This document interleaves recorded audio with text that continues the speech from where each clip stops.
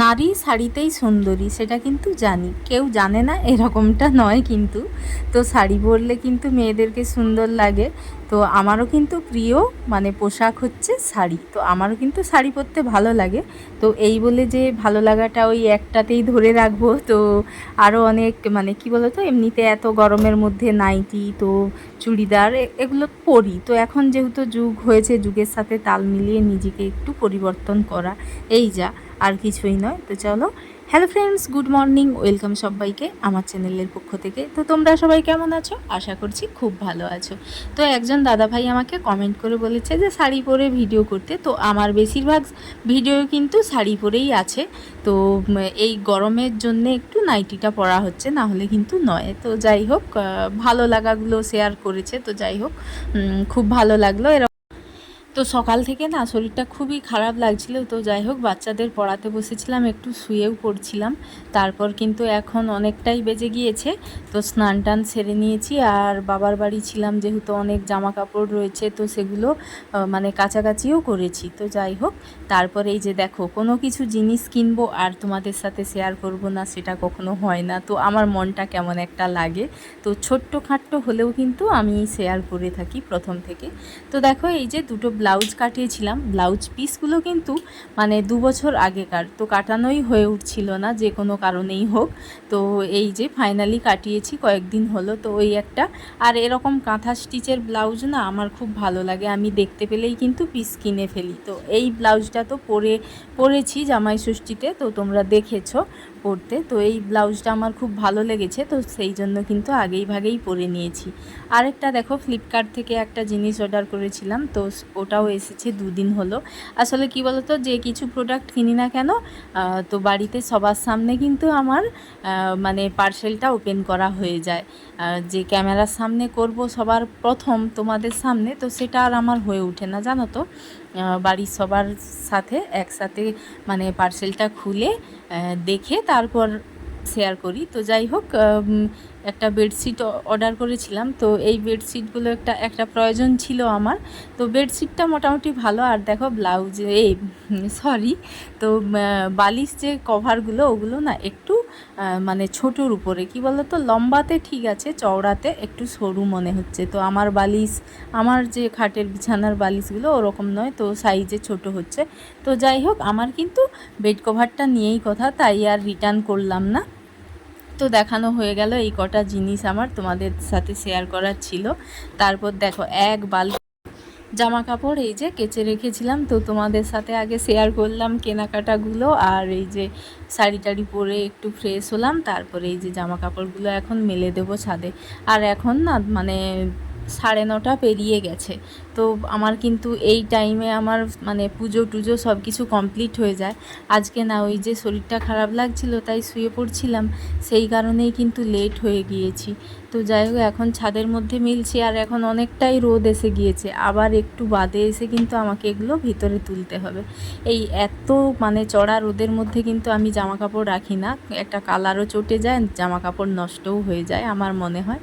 তো সোজা নিচে আসলাম, আর এই যে মন্দিরের কাজগুলো করছিলাম, রোদটা এতটাই রৌদ্রুর প্রখর হয়ে গিয়েছে, আমার খুব কষ্ট হচ্ছে, আর ঘেমে কিন্তু একাকার হয়ে যাচ্ছি।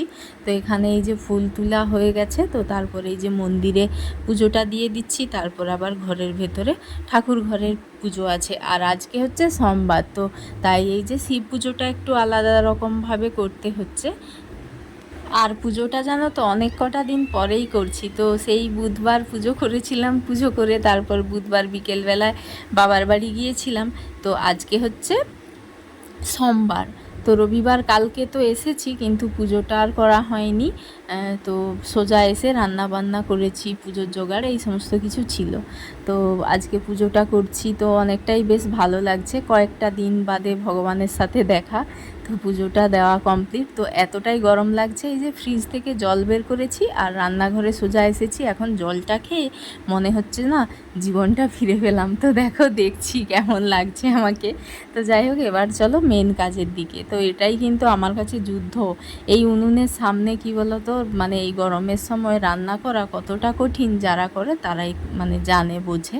তো যাই হোক, এখন এই যে উনুনটা সোজা এসে জেলে দিচ্ছি, ভাতটা বসিয়ে দেব। আর আজকে যাই মানে রান্নাগুলো যেগুলো হবে, তো সেগুলো আবার সবজি কাটা রয়েছে, মশলা করা রয়েছে, তো এই সমস্ত কিছু রয়েছে। তো এখন সবার প্রথমে উনুনটা জেলে দিচ্ছি, আমার ভাতটা হতে হতে তো আর বাকি কাজগুলো আমি করব।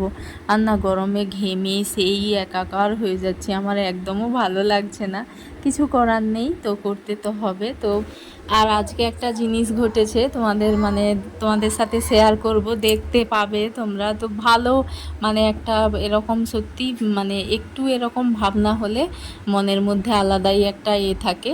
তো এই যে শাকগুলোকে বেছে রেখেছিলাম, এখন কেটে নিচ্ছি। তো এই যে কলমি শাকগুলো মা যে দেখিয়েছিলাম আগের ব্লগে, যে মা শাক আর পেঁপে এই সমস্ত কিছু দিয়েছিল, তো সেই শাকগুলো ফ্রিজ থেকে বের করলাম। আর কাটতে কাটতে এই যে দেখো, গরমে ঘেমে অবস্থা খারাপ, শুধু ঘাম মুছছি আর এই যে সবজিগুলো কাটছি। ওদিকে ভাত রান্নাটাও কিন্তু হয়ে গিয়েছে। আর এই যে দেখো একটা ভালো জিনিস, তো পুরো একদম মানে ঘেমে ঘেমে একাকার কাণ্ড। আর এইদিকে দেখো বরমশাই আর দেখতে পারলো না, তো আমার জন্যে ব্যবস্থা করছে, বলল যে তোমার জন্য একটা ব্যবস্থা করে দিই, তোমার অবস্থা খুবই খারাপ।